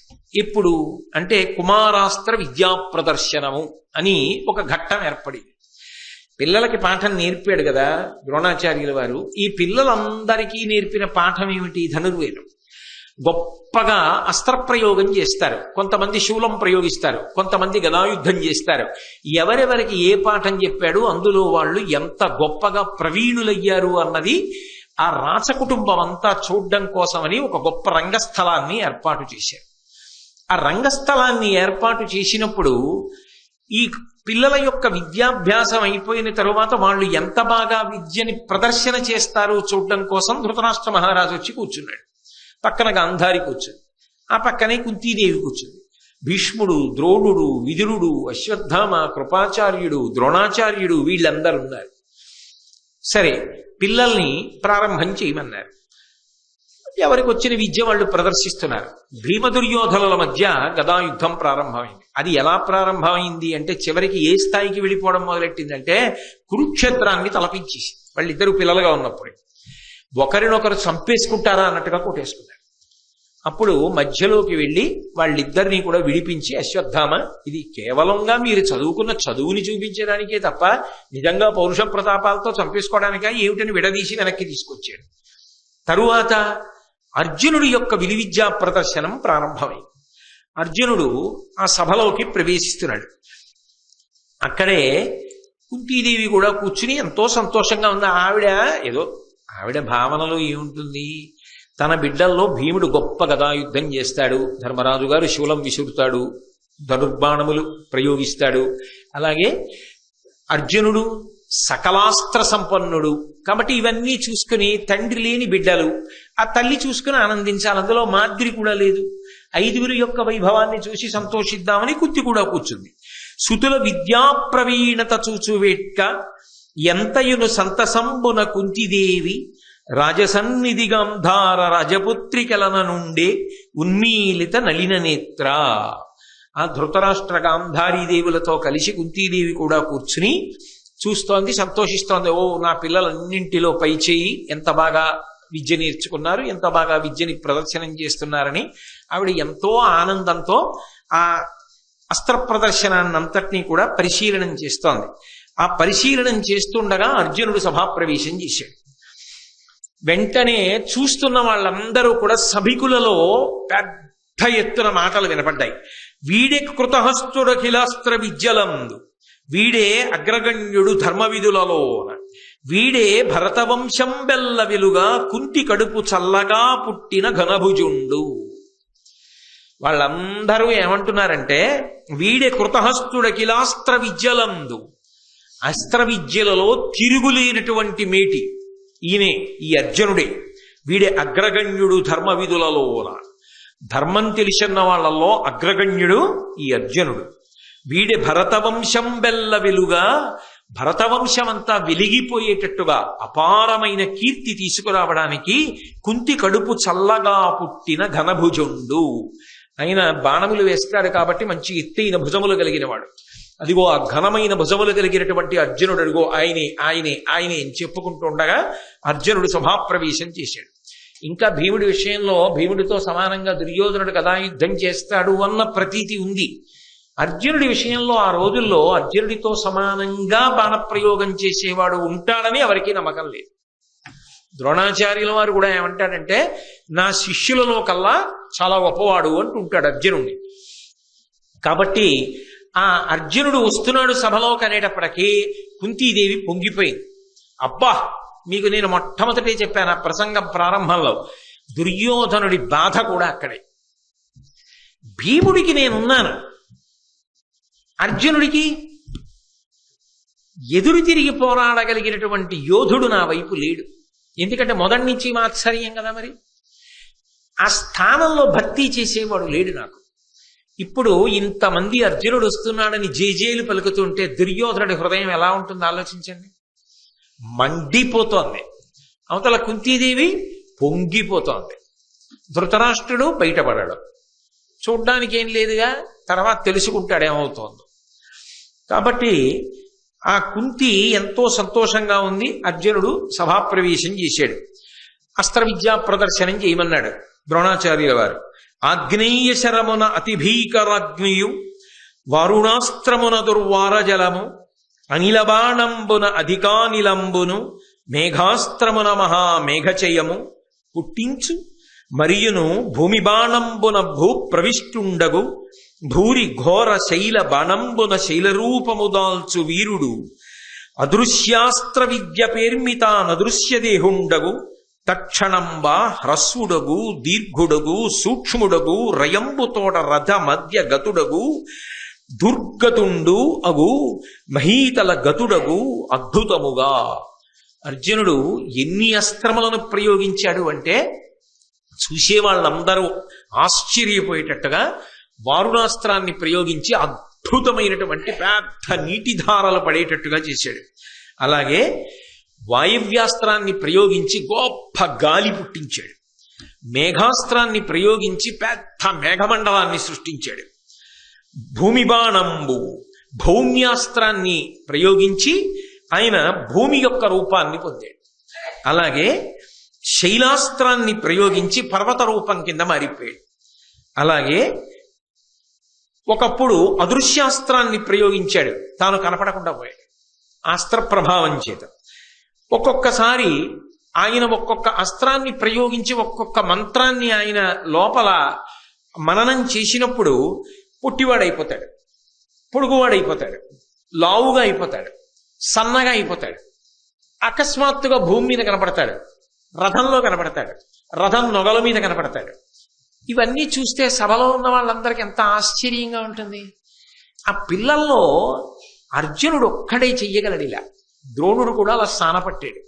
అందుకే ఎంత ఆనందపడిపోయి అందరూ కరతాళధ్వనులు చేస్తుంటే ద్రోణాచార్యుల వారు తెల్లగడ్డాన్నిలా ఓసారి నిమురుకుంటూ పరమానందపడిపోతూ తన శిష్యుడు ఇంత గొప్పవాడైపోయాడని ఆనందపడిపోతుంటే, కుంతీదేవి కందుల ఆనంద భాష్పాలు కార్చేస్తుంటే, దుర్యోధనుడి కడుపు మండిపోతుంటే, అర్జునుడు ఇవన్నీ చేస్తుంటే ఎంత గొప్పగా ఉంటుంది, ఎంత రసరంజకంగా ఉంటుంది ఆ కుమారాస్త్ర విద్యా ప్రదర్శనం.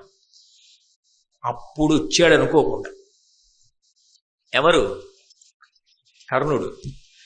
ఆయన సభలోకి వచ్చేటప్పటికీ ఆ రంగస్థలం మీదకి ఆయన్ని ఎవరు పిలవలేదు. మీరు ఇది బాగా గమనించాలి. ఎవ్వరూ పిలవలేదు. ఎవ్వరూ పిలవకపోయినా ఆయన వచ్చాడు. ఆ వచ్చిన వాడు ఎలా ఉన్నాడు అన్నది చెప్తున్నారు నన్నయ్య గారు.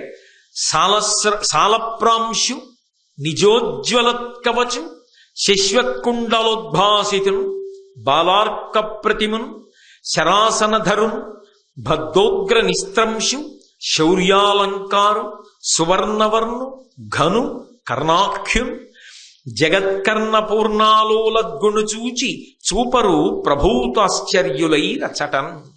ఏమి సభాప్రవేశం చేయించారో కర్ణుడిని. అర్జునుడి కన్నా అద్భుతంగా ప్రవేశపెట్టారు. అసలు శాబ్దికమైన ప్రత్యక్ష ప్రసారం కదండి. సాలప్రాంశు ఆ కర్ణుడు రంగస్థలం మీదకి నడిచొస్తుంటేట మద్ది చెట్టు, తెల్ల మద్ది చెట్టు నడిచొస్తుంటే ఎలా ఉంటుందో అలా ఉన్నట్టంటే అంతెత్తునుంటాడు. తెల్ల మద్ది చెట్టు శ్రీశైలానికి స్థలవృక్షం, మధ్యార్జునానికి భలే ఉంటుంది. ఎప్పుడైనా మీరు తెల్ల మద్ది చెట్టుని చూశారో లేదో నాకు తెలియదు. శ్రీశైలం మీరు చూడకపోయాడు, మీ అందరూ ప్రాజ్ఞులేదు అలా అంటానంతే. మీ అందరూ అనేక మార్లు చూసి చెప్తే నేను చూసినవాడు. తెల్ల మద్ది చెట్టుని చూడగానే విచిత్రంగా ఉంటుంది, పాలు పూసిన బెరడా అన్నట్టు ఉంటుంది. అంత తెల్లగా ఉంటుంది దాని కాండము అది. కాబట్టి అంటే దాని అర్థం ఏమిటి? తెల్ల మద్ది చెట్టులా ఉంటాడంటే. తెల్ల మద్ది చెట్టు ఏదో తాటి చెట్టులా పెరగదది, గుండ్రంగా లావుగా అంతెత్తునుంటుంది. సన్నగా ఉండి అంత పొడుగ్గా ఉన్నా వీరత్వానికి అంత అందంగా ఉండదు.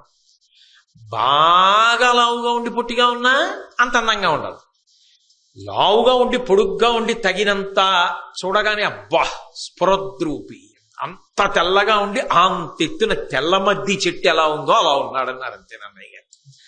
అటువంటి వాడు సాలప్రాంశు నిజోజ్వల కవచం. అందులో ఆయన శశ్వత్కుండలోద్భాసితం. తెలుపు మీద మెరుపు బాగా కనపడుతుంది, నలుపు మీద కూడా కనపడుతుంది. అందుకే కదా నీలతో యద మధ్యస్థ విద్యుల్లేకే భువాస్వర లక్ష్మీనారాయణలు వస్తుంటే అంత అందంగా ఉంటుంది. నల్ల మబ్బు మీద మెరుపు తీగ అందమే. తెల్లటి వాడి ఒంటి మీద బంగారం కనపడదు, కానీ ఆ బంగారం కాంతులు కనపడతాయి బాగా. తెలుపు మీద పసుపు బంగారం యొక్క కాంతులు పడుతుంటే చాలా అందంగా ఉంది. ఓ ఉంగరం ఓ సన్న గొలుసో వేసుకుంటే ఎక్కడి నుంచి వస్తుందా మెరుపు అందులోంచి? ఆ బంగారం యొక్క మెరుపుని నిజానికి ఆయన ఒంటి తెలుపు కప్పేస్తుంది. ఆయన ఒంటి మీద వేసుకున్నాడో లేదో తెలియదు, కానీ ఆయన తెలుపు మీదకి ఆ కాంతి పడేంత బంగారం వేసుకున్నాడు అనుకోండి, భూషణములు కనపడతాయి. కర్ణుడి గొప్పతనం ఏమిటంటే అలా ఆయన వేసుకోక్కర్లేదు. ఆయన ఏవో మణులు హారాలు అక్కర్లేదు. ఆయనకి సహజంగా బంగారు కవచం ఉన్నది, బంగారు కుండలములు సహజంగా పుట్టుకతో ఉన్నాయి. ఇప్పుడు ఈ కాంతులు ఆ తెల్లటి ఒంటి మీద కొడుతున్నాయి. ఇప్పుడు నేను మీకు చెప్పా, భారతం అంతా తెలిసిన వారిగా ఆలోచించద్దు కాసేపు. ఇక్కడ వరకే మనం భారతం ఇప్పుడే మొదలుపెట్టాం, ఇవాళే చదువుతున్నాం అనుకోండి. కర్ణుడు ఎంత అందంగా ఉన్నాడు! కర్ణుడు అందగాడు కాదని మీరు ఎలా అనగలరు? చాలా అందగాడు. ఈ పద్యాలు చదువుతుంటే ఓసారి కర్ణుడిని చూస్తే బాగుండు అనిపించే అంత అందగాడు. కాబట్టి నిజోజ్జీవత్కవచు శశ్వత్కుండలోద్భాసితున్ బాలార్క ప్రతిమున్. బాలసూర్య బింబం ఉంటుందే, పసుపచ్చటి రంగులోకి వస్తుంది. ఎరుపు రంగులో ఉన్న బింబాన్ని అసలు తదేకంగా చూసి నమస్కారం చేయరు. రుద్రాధ్యాయ వ్యాఖ్యానంలో చెప్తారు దాని గురించి. పసుపు వర్ణంలోకి తిరిగినటువంటి బింబం ఇంకా కంటితో చూడొచ్చు, కొద్దిసేపే చూడగలం. అది భలే మెరిసిపోతుంటుంది బంగారు వర్ణంలో. అలా ఉన్నాడు నాన్నగారి పోలిక, ఎక్కడికి పోతుంది? అందుకని బాలార్క ప్రతిమన్. మరి అటువంటి బాలార్కుణ్ణి చూసి కదా ఇలాంటి కొడుకు కావాలంది. అలాంటి కొడుకు అప్పుడే అలా ఉంటే ఇప్పుడు ఇంకెంత అందంగా ఉంటాడు, ఇంకెంత కాంతితో ఉంటాడు. అందుకని అక్కడ ఉన్న వాళ్ళందరూ ఎవరా పిల్లాడని చెప్పి, అర్జునుడు అంటే అందరికీ తెలుసు, ఈయన ఎవరో పాపం ఎవరికి తెలుసు. ఎంత జాలికరమైన విషయం అది నిజంగా. నిజానికి నేను భారతం చదువుకున్నప్పుడు నాకు అర్థమైనంత వరకు ఇంత అందగాడు ఎవడూ లేడు. కానీ ఆయన ఎవరో ఎవరికీ తెలియదు. ఆయన గుణముల గురించి కొంతమందికి తెలుసు. కాబట్టి శరాసనధరున్, చేతిలో బ్రహ్మాండమైన కోదండాన్ని పట్టుకుని ఉన్నాడు. బద్ధోగ్రనిస్త్రంశు, మొలకి వాడి కత్తి ఒకటి కట్టుకుని ఉన్నాడు. ఎక్కడికి పోతాయా పౌరుష ప్రతాపాలు? ఎక్కడికి పోతుందో పరాక్రమం? ఎక్కడికి పోతుందో శౌర్యం? ఎక్కడికి పోతుంది? కాబట్టి శౌర్యాలంకారు, శౌర్యమే అలంకారంగా కలిగినవాడు. సువర్ణవర్ణు, బంగారు రంగు కలిగినవాడు. నన్నయ్య గారికి తనివి తీరట్లా, ఎన్ని మాటలు వేసేస్తున్నారో. పద్యమంతా విశేషణాలే కర్ణుడు కనపడేటప్పటికే. సువర్ణవర్ణు, ఘను, గొప్పవాడు, అంతెత్తునున్నవాడు. చూడండి, మనిషి బాగా స్ఫురద్రూప్ అనుకోండి, ఆయన్ని ఎలాగండి ఆయన గుర్తుపట్టడం ఏమిటి? అంతెత్తునుంటారు, చూడగానే గుర్తుపట్టేయచ్చు అంటారు. చూడండి, మహాత్ముల విషయంలోనూ అంతంత స్ఫురద్రూపులై అంతెత్తున అలా ఉంటారు.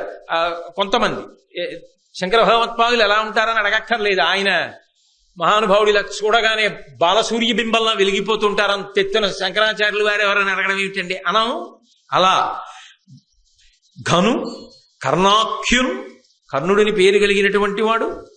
ఆయన జగత్కర్ణ పూర్ణాలోలగ్గును చూచి ఆయన కనపడగానే ఆ చుట్టుపక్కల ఉన్న ప్రజలందరూ చెవుల్లో చెప్పుకుంటున్నారట.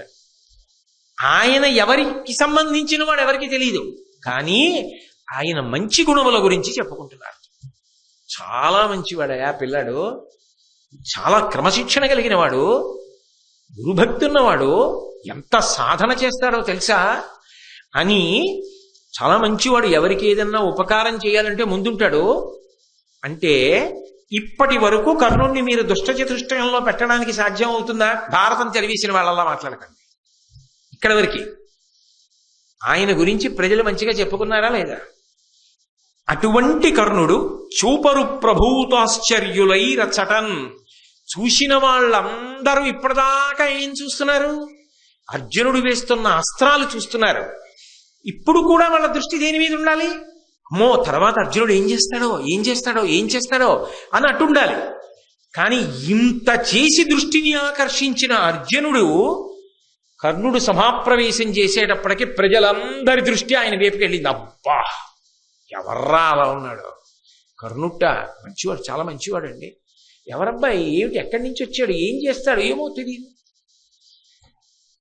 ఇప్పుడు ఆ పిల్లవాడు సభాప్రవేశం చేశాడు.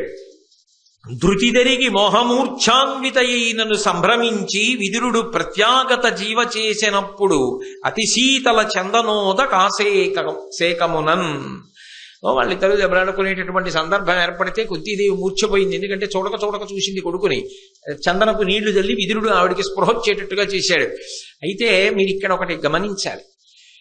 అలా కర్ణుడు సభలోకి ప్రవేశించగానే సభలో ఉన్న వాళ్ళందరూ అర్జునుడిని మరిచిపోయి కర్ణుడి వంక చూశారు. సభలో అర్జునుడి యొక్క అస్త్ర ప్రదర్శనం చూసి పొంగిపోతున్న కుంతికి ఈ పిల్లాడు కనబడ్డాడు. ఆ పిల్లాడు ఎవరు ఏమో తెలియదు, కానీ చాలా మంచివాడని అందరూ చెవుల్లో చెప్పుకుంటున్నారు. గుండెల్లో చప్పుల్లో వినపడింది ఆ పిల్లాడు ఎవరో. ఎవరికి? కుంతీదేవికి. అబ్బా, వీడింత గొప్పవాడయ్యాడే, ధనుర్బాణాలు పట్టుకుని మొలకి కత్తి కట్టుకుని ఎలా ఉన్నాడు రా నా బిడ్డడు అనగలదా పైకి? అనడం లేదు, సాహసించలేకపోయింది. అంతటి ప్రయోజకుడు ఆయన్నే ఎవరూ తక్కువ చేయలేదు. అయినా ఆమె ఆయన గురించి ఏమీ మాట్లాడలేకపోయింది. కానీ ఆ పిల్లవాడిని చూసుకుని మాత్రం చాలా సంతోషాన్ని పొందింది, ఆశ్చర్యాన్ని పొందింది. అలా ఆశ్చర్యాన్ని పొందినటువంటి సందర్భంలో ఒక విచిత్రం జరిగింది. ఆ కర్ణుడు సభలో ప్రవేశించి, నీవకడు నేర్పు కాడవుగా వలవదు, వీని గొన్ని గరచితి మేమున్, నీ విద్యలెల్ల చూపుదు మే వీరుల సూచి మేలు మేలని పొగడం. కాస్త వ్యగ్రతతో కూడిన కంఠంతో మాట్లాడాడు కర్ణుడు. ఆయన అన్నాడు, నీవకడ నేర్పు కాడవు కా వలవదు, వీనిగొన్ని గరచితి మేమున్. ఓ అర్జున, పెద్ద నీకే ఏదో అస్త్ర విద్య వచ్చని అనుకోకు. నీవు ఏం చూపించావో అవన్నీ నాకు వచ్చు. నీ విద్యలెల్ల చూపుదు మీ వీరుల చూచి మేలు మేలని పొగడం. నిన్ను చూసి వీళ్ళందరూ అబ్బా అర్జునుడు, అబ్బా అర్జునుడు, అబ్బా అర్జునుడు, ఘనభుజుడు, ఎంత గొప్ప గొప్ప అస్త్రాలు వేశానంటున్నారు కదా, అవన్నీ నేను కూడా వేస్తాను. అవన్నీ వేయడం నాకు కూడా వచ్చు. నేను కూడా అటువంటి అస్త్ర ప్రదర్శన ఇస్తాను. అయితే అలా అనవలసిన అవసరం ఏమిటి? అలా ఎందుకు అన్నాం అంటే, మీరు ఆ మాట్లాడిన తీరుని బట్టి ఒకటి గమనించాలి. అక్కడ ఏమైందంటే, దీని నేపథ్యాన్ని మీరు కొంచెం జాగ్రత్తగా పరిశీలనం చేస్తే, అర్జునుడికి అవకాశం ఇచ్చినట్టే కర్ణుణ్ణి కూడా పిలిచి సభలో, ఈయన కర్ణుడు, ఈయన కూడా గొప్పగా అస్త్రములను ప్రదర్శిస్తాడు, ఈయన ఫలానా వారి బిడ్డడు, ఈయన ఇలా విద్య నేర్చుకున్నాడు, ఇప్పుడు ఆ పిల్లవాడు చూపించేటటువంటి అస్త్ర విద్యా ప్రదర్శనం చూడండి అనేవాళ్ళుంటే కర్ణుడి జీవితం ఇంకొకలా ఉండేది. అలా అనేవాళ్ళు లేరు. అర్జునుడు ఎంత కష్టపడి నేర్చుకుంటున్నాడో తాను అంత కష్టపడి నేర్చుకుంటున్నాడు. కానీ కర్ణుడి జీవితంలో భంగపాటులు ఎక్కడ జరిగిపోయాయంటే, ద్రోణాచార్యుల వారు విద్య నేర్పాడు కానీ అర్జునుడే నా దగ్గర విలువిద్య నేర్చుకున్న వాళ్ళందరిలోకి అధికుడవుతాడు అన్నాడు. అంటే ప్రత్యేకమైన ప్రీతి అర్జునుడి పట్ల చూపించాడు అన్నది నిర్వివాదాంశం కదా. భారతం చదివిన వాళ్ళకి ఎవరికైనా అర్థం ఉంది. వచ్చెడువాడు ఫల్గునుడు అవశ్యము గెలుతు మనంగరాదు అన్నాడు. ఒకప్పుడు అర్జునుడు వస్తుంటే పొంగిపోయాడు గోగ్రహణ సమయంలో. అయినప్పుడు గురువు గారికి అర్జునుడంటే పక్షపాతం. పక్షపాతం అంటే అర్జునుడంటే ఎక్కువ ప్రీతి ఉంది. అందరూ పాండురాజకుమారుడు పాండురాజకుమారుడు పాండురాజకుమారుడు అంటాడు. అబ్బా ఎంత అందగాడో అంటారు. ఆయన కానీ అస్త్రప్రయోగం చేస్తేనా అంటారు, చప్పట్లు కొడతారు. ఏం కర్ణుడికి ఏం తక్కువ? ఆ మాటకొస్తే సహజ కవచకుండలాలు కూడా ఉన్నాయి, ఎక్కువేగా. అర్జునుడు ఏం చేస్తాడో అవన్నీ చేస్తాడు. కానీ తనెందుకు తెలియలా ఎవరికి? తననెందుకు ఆదరించరు? అంటే ఆనాటి సమాజంలో కర్ణుడు బాధపడ్డానికి ఏదో ఒక బలమైన కారణం ఉంది. ఆ బలమైన కారణానికి కర్ణుడి యొక్క మనస్సు వ్యధ చెంది ఉన్నది అన్నది మాత్రం పక్కన పెట్టలేని నిర్వివాదాంశమైనటువంటి అంశం. అదైన గుండెల్లో గూడు కట్టుకున్న బాధ. ఆ బాధ వ్యగ్రతగా వచ్చింది. నీకే వచ్చనుకుంటున్నావా? అవి నేను ప్రదర్శించగలను. ఈ మాట అనగానే అంత మాట అర్జునుడిని ఎవరన్నా అంటారని ఎవరు ఊహించలేదు. ఈ మాట ఏదో సణిగినట్టుగా కాదు, గొణిగినట్టుగా కాదు, ప్రకటనంగా అందరూ వినేటట్టుగా ఝంకారంతో మాట్లాడాడు. అంటే నాకు ఒక్క అవకాశం ఇవ్వండి, నేను ఎంతటి తేజోమూర్తినో ఎంత ప్రజ్ఞాశాలినో నిరూపణం చేస్తాను. ఎందుకు నా గురించి ఎందుకు రాదు సభలో? నా గురించి ఎందుకు 10 మంది అలా ఆదరించరు? నాకెందుకు విద్యాభ్యాసం అలా ఇవ్వరు? నన్నెందుకు అలా ఎక్కువ ప్రేమతో చూడరు? ఎక్కడో ఆయన మనసులో ఏదో ఆక్రోశం ఉంది. ఆ ఆక్రోశం బయటపడిపోయింది. ఆ ఆక్రోశం ఏమైపోయిందంటే ఆయనకి తెలియకుండానే అది అర్జునుడి పట్ల మాత్సర్యంగా ఏర్పడింది. పెట్టి పుట్టినవాడు అర్జునుడు. పాండురాజు కొడుకు అంటారు, కుంతీదేవి కొడుకు అంటారు. తండ్రి చిన్నతనంలో చచ్చిపోయినా అంత వృద్ధిలోకి తీసుకొచ్చారు. తాతగారు భీష్ముడు ఒళ్ళో కూర్చోబెట్టుకుంటాడు. ద్రోణాచార్యుల వారు అందరికన్నా గొప్పవాణ్ణి చేస్తానని విలువిద్య నేర్పుతాడు. అంతఃపురంలో ఉంటాడు. నాకేం రాదు, నేను అలాగే విలువిద్య నేర్చుకోగలను, నేను అలాగే గురి చూసి కొట్టగలను. పాపం మహానుభావుడు ఆయన, కుంతీసుతుడు ఆయన, సూర్యసుతుడు ఆయనకున్న శౌర్య పరాక్రమాలు ఆయనకున్నాయి, కానీ అవి రాణించకుండా పోయే దురదృష్టవంతుడు. నేను ఎన్ని మాటలు చెప్పాలి దానికి కారణం? ఎక్కడో జరిగిన ఒక పొరపాటు ఆయన్ని కాల్చింది. నాకెందుకు లేదు ఈ గుర్తింపు? అన్ని విధాలా సమానుణ్ణి కాదు, అధికుణ్ణి ఆ మాటకొస్తే, కానీ నాకు గోడ చేరుపు లేదు. ఇది ఆయన ఆక్రోశం. ఈ అర్జునుడికి ఇంత పేరు వస్తోంది, నిజానికి అంత అర్హత నాకున్నా నాకు రావట్లేదు. ఈ బాధ అర్జునుడి పట్ల మాత్సర్యంగా మారింది. అది పరిణితి లేని వయస్సు. అంత పరిణితి కర్ణుడికి ఉండాలని చెప్పడం కూడా సాధ్యం కాదు. నిర్మోహమాటంగా మాట్లాడితే, నిస్సంకోచంగా మాట్లాడితే, ఎప్పుడు తప్పు చేసినప్పుడు తప్పు, ఒప్పు చేసినప్పుడు ఒప్పు, తప్పుని ఒప్పుని ఒకటి చేసి మాట్లాడడం పక్షపాతరహితంగా గ్రంథాన్ని పరిశీలనం చేయడం కాదు.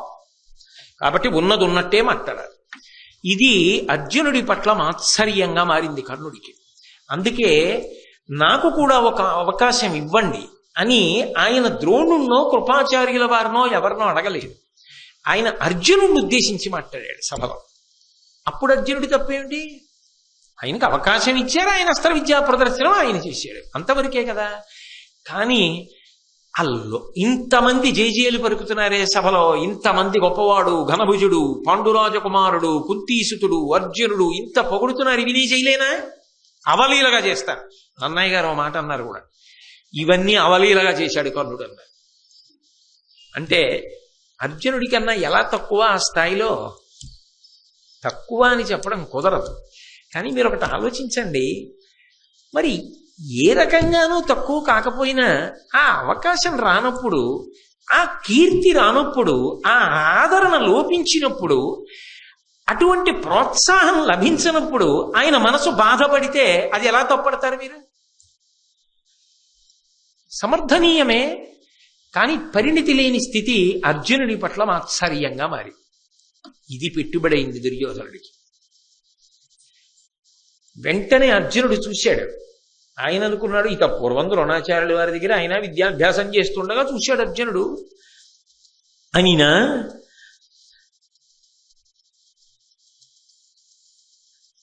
సూర్యతనయు పలుకులు జనులకు విస్మయము, సవ్యసాచికి కోపంబును సిగ్గును, మరి దుర్యోధనునకు ప్రీతియును చేసే తక్షణ మాత్రమునన్. ఇక్కడ పెద్ద మలుపు తిరిగిపోయింది భారతం. ఎప్పుడైతే కర్ణుడు వచ్చి ఈ మాట అన్నాడో, అని అనగానే అది అనిన ఇనతనయు పలుకులు, ఇనుడు అంటే సూర్యుడు, సూర్యుని యొక్క కుమారుడైనటువంటి కర్ణుడి పలుకులు. ఎందుకని ఆయన సూర్యపుత్రుడేగా. శౌర్యము, ఆ పరాక్రమము అవన్నీ తేజోంశ సంభవములు.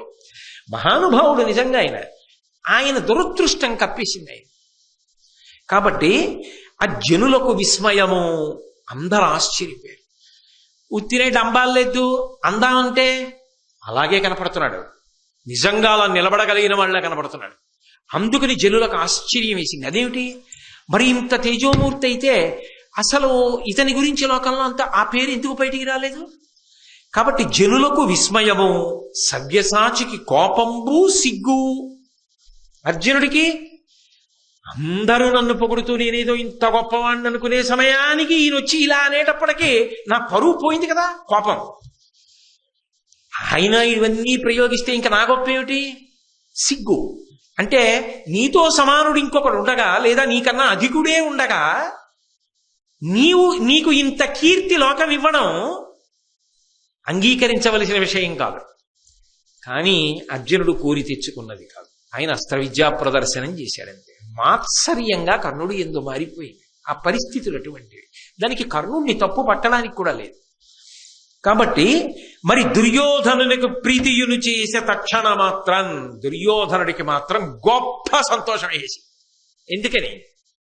భక్తి అయిపోయింది స్థానం. అసలు ఇంకా కర్ణుడు బాణం వేయలేదు. ఇన్నాళ్ళకి అర్జునుణ్ణి ఎదిరించి నిలబడి ఇవి నే చేయలేనేమిట్రా అనేవాడు వచ్చాడ్రా, వీలాంటి వాడొకడు దొరుకుతాడా అని కదా చూస్తున్నా. భీష్మద్రోణులు ఉన్నా నాకు నమ్మకం లేదు. ఇప్పుడు దొరికాడు నాకు.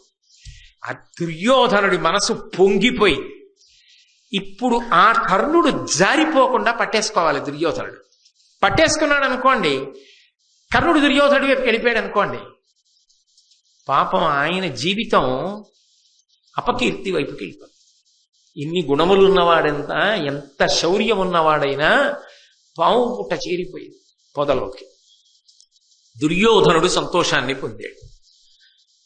ఆయన కర్మ ఏమిటంటే అలా బారిపడకుండా ఆయన్ని కాపాడి రక్షించి ఆయనకి మంచి మాటలు చెప్పి ఇది ఇటు అది అటు అని చెప్పడానికి తల్లి సభలో ఉన్నా చెప్పదు, మా అబ్బాయిని చెప్పదు. ఒరే నాన్న, నువ్వు నా కొడుకువిరా, అటు వెళ్ళడం ఏమిటిరా బంగారు తండ్రి, ధర్మరాజు కన్నా పెద్దవాడివిరా అని ఆవిడ అందు. ఆవిడికి ఎప్పుడూ లోకభీతి. పొరపాటు చేసినప్పుడు పొరపాటు అయిపోయింది. అన్నీ తెలుసున్నవాడు ఆకాశంలో వెలుగుతున్నాడు, ఆయన చెప్పడు. లోకగతి అలాగే ఉంటుంది. పొరపాటు వరకే, తర్వాత ఎవరిదారి వాళ్ళదే. ఆయన చెప్పడు. తనంత తాను తెలుసుకోగలిగినంత పరిణితి కర్ణుడికి ఉందని ఆ వయసులో నిర్ధారణ చేయడం సాధ్యం కాదు. ఆయన ఒక క్లిష్టమైనటువంటి సన్నివేశంలో ఇరుక్కునున్నాడు ఇప్పుడు. దాన్ని నన్నయ్య గారు ఎంత అద్భుతంగా వర్ణించారో చూడండి. భావ ప్రకటనంతో వర్ణించారు. అర్జునుడికి కోపం, సిగ్గు, సభలో ఉన్న వాళ్ళకి ఆశ్చర్యం, దుర్యోధనుడికి ప్రీతి, మూడు కలిగేటట్టుగా. అంటే కర్ణుడి జీవితం ఇటు తిరిగిపోతోందన్నది అర్థమైపోవట్లా. ఏమైపోతుంది కర్ణుడి జీవితం అన్నది అర్థమైపోవట్లా. కాబట్టి అర్జునుణ్ణి ద్రోణాచార్యుల వారు అన్నారు, తప్పకుండా అది గురు హృదయం. నువ్వు నీ సమర్థతను వెల్లడి చేసుకోవడానికి, నీకున్న అస్త్ర విద్యా ప్రదర్శన నువ్వు చేయడానికి అభ్యంతరమే ఉంటుంది, చక్కగా చేయొచ్చు అని కర్ణుణ్ణి చూసి నువ్వు అస్త్ర విద్యనంతటినీ కూడా ప్రదర్శించవచ్చు అనగానే దుర్యోధనుడు లేచాడు. తమ్ముళ్లతో కలిసి గబగబా కర్ణుడి దగ్గరికి వచ్చాడు. ముందు కర్ణుణ్ణి గట్టిగా కౌగిలించుకున్నాడు. జారిపోకూడదు.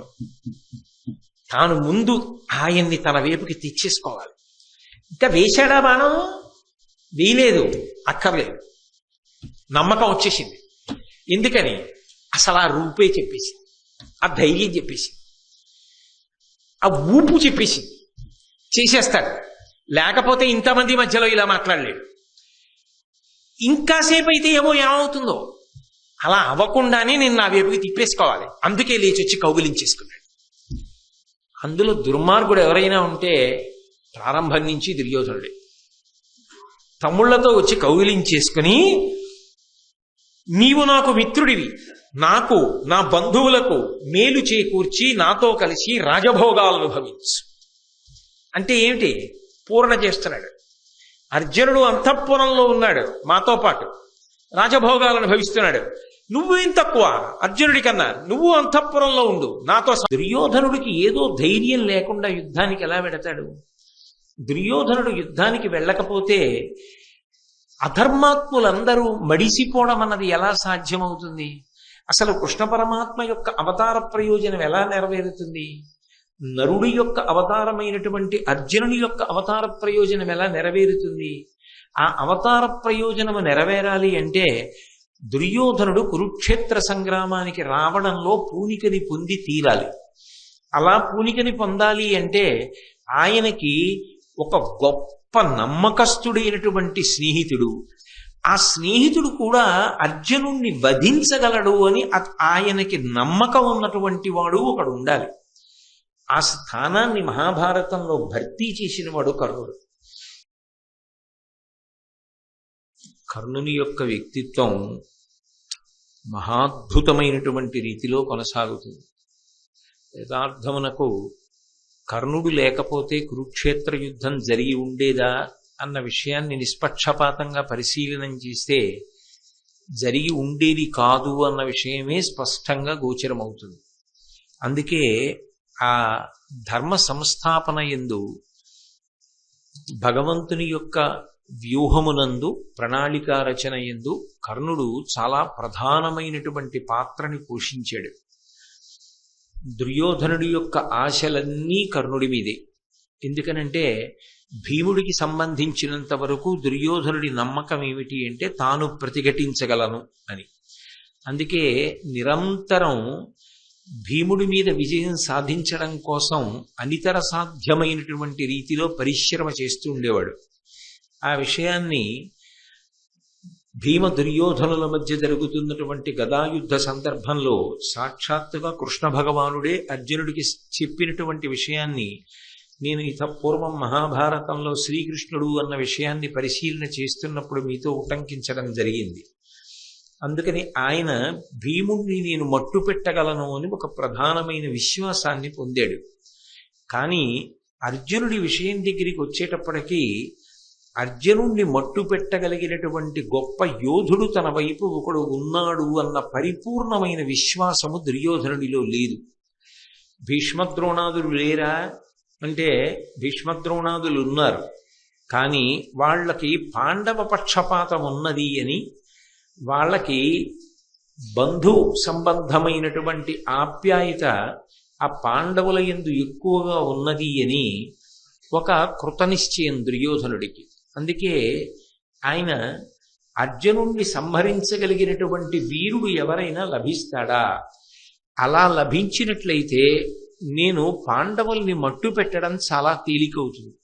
అలా అర్జునుణ్ణి సంహరించగలిగినటువంటి వీరుడు నాకు లభించనంత కాలం నేను చేసేటటువంటి పరిశ్రమ ఏదైనా కూడా పరిమితమైనటువంటి ప్రయోజనాన్ని ఇవ్వగలదు తప్ప పరిపూర్ణమైన ప్రయోజనమును ఇవ్వలేదు అనేటటువంటి లెక్క కట్టుకుని ఉన్నాడు. అటువంటి సమయంలో కురుక్షేత్ర సంగ్రామం జరిగి అందులో కర్ణుడు పడిపోయే పర్యంతము కూడా నిజానికి దుర్యోధనుడి యొక్క ఆశలన్నీ ఎవరి మీద ఉన్నాయి అంటే కర్ణుడి మీదే పెట్టుకున్నాడు. కర్ణుడు అర్జునుణ్ణి సంహరించగలడు, నేను భీముణ్ణి సంహరించగలను, ఇక మిగిలిన వారు పెద్ద విషయంలోకి రారు, వాళ్ళని కర్ణుడు చాలా తేలికగా సంహరిస్తాడు, కాబట్టి విజయము నాదే అనేటటువంటి పూనిక పొందాడు. కర్ణుడి దుర్యోధనుడి పక్కన లేకపోయినా, కర్ణ దుర్యోధనుల మధ్య అంత గొప్ప మైత్రి ఏర్పడకపోయినా, దుర్యోధనుడు కర్ణుడిని తిరుగులేని రీతిలో నమ్మడానికి కావలసినంత స్నేహాన్ని, అటువంటి స్నేహ హస్తాన్ని కర్ణుడు అందించకపోయినా దుర్యోధనుడు యుద్ధానికి వెళ్ళి ఉండేవాడా అన్న విషయం కొంచెం అనుమానాస్పదమే. ఎందుకని అంటే అర్జునుడికి తగిన వీరుడు తన పక్షాన ఉన్నాడు అన్న ధైర్యం దుర్యోధనుడికి లేదు. కానీ కర్ణుడు పరిచయం అవడమే మహాభారత కథని ఒక పెనుమలుపు తిప్పింది. అయితే అసలు కర్ణుడు దుర్యోధనుడి వైపుకి ఎందుకు వెళ్ళాడు? దుర్యోధనుడికి సంబంధించినటువంటి బంధుత్వం ఉన్నవాడు కాడు. పాండవుల వైపు బంధుత్వము లేదని చెప్పడానికి వీల్లేదు. అసలు వాళ్ళు వచ్చిన అంశాలను పరిశీలనం చేస్తే నిజానికి తెలియకపోయినప్పటికీ కూడా ఒక రకంగా ధర్మరాజు గారికి సోదరుడే అవుతాడు కర్ణుడు. ఎందుచేత అంటే కర్ణుడు సూర్యుని యొక్క కుమారుడు, ధర్మరాజు గారు యమధర్మరాజు గారి యొక్క అంశతో వచ్చినవాడు. యమధర్మరాజు గారు సూర్యుని యొక్క కుమారుడు, కర్ణుడు సూర్యుని యొక్క కుమారుడు. అప్పుడు ధర్మదేవత యొక్క అంశలో వచ్చినటువంటి ధర్మరాజు గారు సూర్యుని యొక్క కుమారుడైనటువంటి కర్ణుడు, వీళ్ళిద్దరూ అన్నదమ్ములే అవుతారు. అయినప్పుడు ఇద్దరి యందు తత్సంబంధమైనటువంటి తేజస్సు, తత్సంబంధమైనటువంటి అంశయే ప్రకాశిస్తున్నప్పుడు వాళ్ళ మనోభావనల మధ్య సమతౌల్యం ఉండాలి. కానీ కర్ణుడు కేవలము దుర్మార్గుడే అని నిర్ణయించడం కూడా సాధ్యం కాదు. ఎందుచేత అంటే మహాభారతాన్ని నిష్పక్షపాతంగా పరిశీలనం చేస్తే కర్ణుడు దుర్మార్గుడు అని చెప్పడం కన్నా కర్ణుడు విధి చేత విక్కిరింపబడినవాడు, కర్ణుడు దురదృష్టవంతుడు అని చెప్పడానికే అవకాశం ఎక్కువ కనపడుతుంది. ఆ దురదృష్టం ఆయనని వరించి ఉండకపోతే, ఆయన అటువంటి ఇబ్బందులను పొంది ఉండకపోతే, ఆయన నిజానికి కురుక్షేత్రం జరిగిపోయిన తరువాత అఖండ భూమండలాన్ని పరిపాలించడానికి కావలసినటువంటి సమర్థతని పొందినవాడు, అర్హతని పొందినవాడు. ఆయన స్వయంగా కుంతీదేవి యొక్క కుమారుడు, పైగా సూర్యభగవానుని యొక్క పుత్రుడు. ఈ భూమి మీద సహజమైనటువంటి కవచకుండలాలతో ఉన్నవాడు కర్ణుడు వినా ఇంకొకడు కనపడడం. మహాతేజోమూర్తి, గొప్ప అందగాడు. నిజంగా భారతాన్ని నేను 1కి 4 మాటలు అంటున్నాను, నిష్పక్షపాతంగా పరిశీలనం చేస్తే అర్జునుడి కన్నా కూడా చాలా అందగాడిగా కర్ణుడు కనపడతాడు మనకి. అటువంటి బంగారు కాంతితో సూర్యమండలం భూమి మీదకి దిగొచ్చిందా అన్నంత అందగాడు, అంతటి శౌర్యమూర్తి, అంతటి విలుకాడు, అంతటి ధనుర్ధరుడు, అంత గొప్ప పరాక్రమం కలిగినటువంటి వాడు, దానము చేసినటువంటి వాడు. ఆయన గురించి ప్రజలు ఆయన సుగుణముల గురించి మాట్లాడుకున్నారు అనడానికి మహాభారతంలో సాక్ష్యాలున్నాయి. అలాగే ఆయన మౌఢ్యంతో పాండవుల్ని ద్వేషించిన వాడు కాడు. ఆయనకి పాండవుల పట్ల కొంత ప్రేమ ఉన్నది అన్న విషయం కూడా మహాభారతాన్ని పరిశీలనం చేస్తే అర్థమవుతుంది. కుంతీదేవి వచ్చి ఒక క్లిష్టమైన సన్నివేశంలో నువ్వు నా కుమారుడివి అని అడిగితే, అర్జునుడు వినా మిగిలిన 4 నీ కుమారులు నాకు దొరికినప్పటికీ వాళ్ళని వధించకుండా విడిచిపెడతాను అని ప్రతిజ్ఞ చేసినటువంటి ఔదార్యం ఉన్నవాడు. ఆ మాతృప్రేమ లేదు అని చెప్పడం కూడా సాధ్యం కాదు. దుష్ట చతుష్టయమునందు ఒకడుగా అపకీర్తిని పొందినప్పటికీ కేవలముగా పరమ దుర్మార్గమైనటువంటి లక్షణములే కలిగినవాడు అని చెప్పడం సాధ్యం కానే కాదు. పైగా కొన్ని సందర్భాలని పరిశీలించినప్పుడు కర్ణుడి విషయంలో చదవడానికి బాధగా ఉంటుంది, చెప్పడానికి బాధగా ఉంటుంది, యథార్థానికి వినడానికి బాధగా ఉంటుంది. ఇది ఇలా ఎందుకు జరిగింది, ఇలా జరగకుండా ఉంటే ఎంత బాగుండేది అనిపిస్తుంది. కానీ ఒక్క విషయాన్ని జాగ్రత్తగా పరిశీలనం చేస్తే దాని వెనక దేవతల యొక్క వ్యూహము స్పష్టంగా కనపడుతూ ఉంటుంది. దుర్యోధనుడికి ఏదో ధైర్యం లేకుండా యుద్ధానికి ఎలా వెడతాడు? దుర్యోధనుడు యుద్ధానికి వెళ్ళకపోతే అధర్మాత్ములందరూ మడిసిపోవడం అన్నది ఎలా సాధ్యమవుతుంది? అసలు కృష్ణ పరమాత్మ యొక్క అవతార ప్రయోజనం ఎలా నెరవేరుతుంది? నరుడి యొక్క అవతారమైనటువంటి అర్జునుని యొక్క అవతార ప్రయోజనం ఎలా నెరవేరుతుంది? ఆ అవతార ప్రయోజనము నెరవేరాలి అంటే దుర్యోధనుడు కురుక్షేత్ర సంగ్రామానికి రావడంలో పూనికని పొంది తీరాలి. అలా పూనికని పొందాలి అంటే ఆయనకి ఒక గొప్ప నమ్మకస్తుడైనటువంటి స్నేహితుడు, ఆ స్నేహితుడు కూడా అర్జునుణ్ణి వధించగలడు అని ఆయనకి నమ్మకం ఉన్నటువంటి వాడు ఒకడు ఉండాలి. ఆ స్థానాన్ని మహాభారతంలో భర్తీ చేసిన వాడు కర్ణుడు. కర్ణుడు అలా భర్తీ చేసి ఉండకపోతే అసలు కురుక్షేత్ర సంగ్రామం జరిగేది కాదు. అందుకే నిజానికి ఇద్దరూ సూర్య సంబంధం ఉన్నవారే, ధర్మరాజు గారు కానీ కర్ణుడు కానీ. ఇందాకనే చెప్పాను, సూర్యుడి కొడుకు ధర్మరాజు, యమధర్మరాజు, ఆయన అంశలో వచ్చిన వాడే ధర్మరాజు గారు, సూర్యుని యొక్క కుమారుడే కర్ణుడు. అయినప్పుడు ఇద్దరూ సూర్యాంశ సంభవులు అయిన ఇద్దరూ వైరిపక్షాల్లో నిలబడవలసి వచ్చింది. కానీ కర్ణుడి యొక్క జీవితాన్ని పరిశీలనం చెయ్యడం మహాభారతంలో అద్భుతమైనటువంటి విషయాలు కొన్ని అవగతమవుతాయి. మనిషి ఏ ఒక్క దుర్గుణం చాలా దారుణంగా జారిపోయేటట్టు చేస్తుంది అర్థమవుతుంది. మనిషిలో ఎన్ని సద్గుణాలున్నా, ఎంత గొప్పవాడైనా పుట్టుకతోనే ఎంతటి శౌర్యమో పరాక్రమము ఉన్నవాడైనా ఆయన చెయ్యని తప్పుకి, ఎవరో చేసిన తప్పుకి ఒక్కొక్కసారి వ్యక్తుల జీవితాలు ఎంత దారుణమైన స్థితి వైపుకి తిరిగిపోతాయి అన్నవి పరిశీలనం చేస్తే కర్ణుడిలా